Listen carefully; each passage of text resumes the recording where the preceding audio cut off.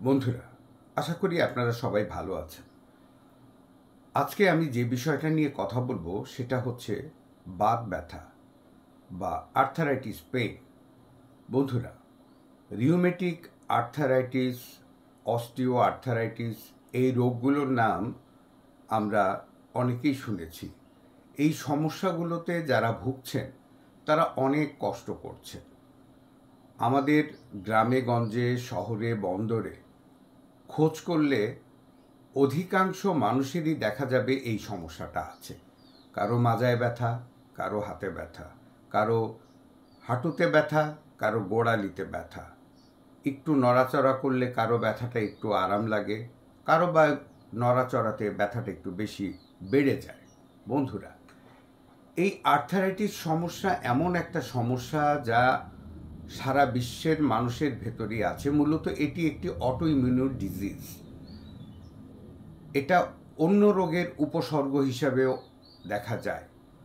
তো মূলত আমরা যেটা বাত ব্যথা বলি আমাদের দেশে, আমাদের অধিকাংশ মা বোনদের এই ব্যথাটা বেশি হয়। কারো ঘাড়ে ব্যথা হয়, কারো কোমরে ব্যথা হয়, কারো হাঁটুতে ব্যথা হয়। তো যাই হোক, আবার এই আর্থারাইটিসের এই প্রবলেমটা আমাদের ছোট বাচ্চাদের ভেতরেও দেখা যায়। সেটা হচ্ছে রিউমেটিক ফিভার। যদিও এটা একটু আলাদা ধরনের, কিন্তু ওই ব্যথা শরীরে জ্বর লাগে, কারো গায়ে ব্যথা থাকে, এবং আমাদের এই যে বড় অস্থিগুলো আছে, অস্থিগুলোতে ব্যথা হয়, গিঁটে ব্যথা হয়। তো মূলত এই ব্যথাতে বাচ্চারা পড়াশোনা ঠিকমতো করতে পারে না, মন বসাতে পারে না, একটা ডিপ্রেশনে থাকে।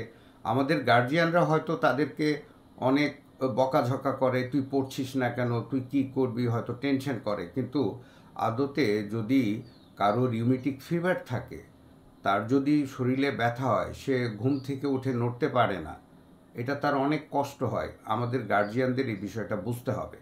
যদি আপনার বাচ্চার বা আপনাদের নিজেদের সকালবেলায় ঘুম থেকে ওঠার পর যদি দেখেন যে নড়াচড়া করতে সমস্যা হচ্ছে, মাটিতে পা ফেলতে সমস্যা হচ্ছে, হাঁটতে সমস্যা হচ্ছে, এবং কিছুক্ষণ হাঁটার পরে আবার একটু আরাম লাগছে, বা নড়াচড়া করার পর আপনাদের আরাম লাগছে, তাহলে অবশ্যই চিকিৎসকের পরামর্শ নিতে ভুলবেন না। এটা এমন একটা ইমিউনো ডিজিজ যা মানুষের বৃদ্ধ অবস্থা পর্যন্ত এই কষ্টটা মানুষ ভোগ করতে থাকে এই সমস্যাজনিত কারণে।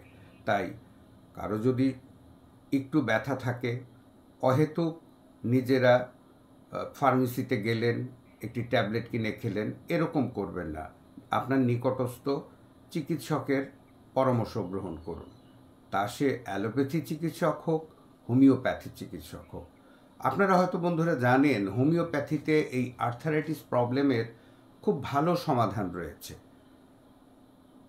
হোমিওপ্যাথি যেহেতু একটি লক্ষণভিত্তিক চিকিৎসা পদ্ধতি, আপনারা হয়তো জানেন।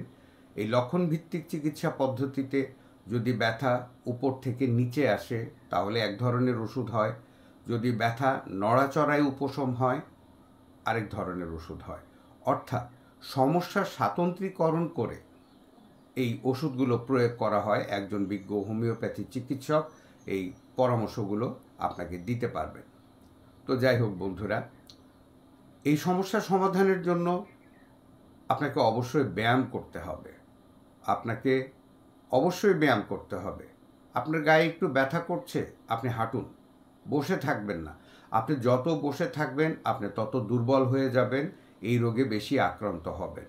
অর্থাৎ আপনার কায়িক পরিশ্রম, শারীরিক পরিশ্রম, এই বিষয়গুলা আপনাকে সহায়তা করবে এই রোগগুলা থেকে বাঁচার জন্য বা এই সমস্যা থেকে বাঁচার জন্য। ভিটামিনযুক্ত খাবার খান, দুধ খান, গায়ে রোদ লাগান। এবং আমাদের এখন যে সমস্যাগুলো হচ্ছে, আমরা অনবরত আমরা মোবাইল দেখছি, এরকমভাবে ঘাড় কাত করে হাতটা উপরে রেখে, ফলে অনেকের কবজি ব্যথা হচ্ছে, কাঁধের সার্ভিক্যাল রিজনে ব্যথা হচ্ছে, সার্ভিক্যাল স্পন্ডিলাইসিসের মতো প্রবলেম হচ্ছে, ব্যাক পেইন হচ্ছে।